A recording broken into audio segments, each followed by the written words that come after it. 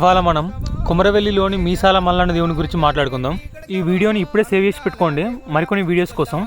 కొన్ని వందల ఏళ్ల క్రితం మల్లికార్జున స్వామి కొండలలో స్వయంభుగా వెలిచిండు. ఈ దేవునే బండారు దేవుడు అని కూడా అంటారు. ఇప్పుడున్న కుమరవెల్లిని పూర్వం ఇంద్రకీలాద్రి అని కూడా అనేవాళ్ళంట. మనం దీని చరిత్ర మాట్లాడుకుంటే రేణుకాచార్య అనే మునీశ్వరుడు ఈ స్వామి కోసం ఘోర తపస్సు చేస్తాడు. ఆ తపస్సుకు ముగ్ధుడైన మల్లికార్జున స్వామి కొమరయ్య అనే గొర్రెల కాపరి ఆ ప్రాంతంలో గొర్రెలు మేపుతుండగా అక్కడే ఉన్న రాతి స్వరంగంలో మల్లికార్జున స్వామి అతి గంభీరమైన రూపంతో కొమరయ్య అనే గొర్రెల కాపరికి దర్శనమిచ్చి మాయమయ్యాడంట.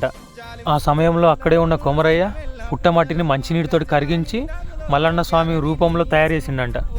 అప్పటి నుండి కోరుకున్న కోరికలు నెరవేర్చే కొమరెల్లి మల్లన్న స్వామిగా భక్తులకు దర్శనం ఇస్తూనే ఉన్నాడు. ఈ మల్లన్న దేవుని కథను మనకు ఒగ్గుకథ రూపంలో చెప్తారు. ఇంతవరకు చూసిరంటే మీకు ఈ వీడియో నచ్చే ఉంటుంది. మరిన్ని వీడియోస్ కోసం నన్ను ఫాలో చేసుకోండి.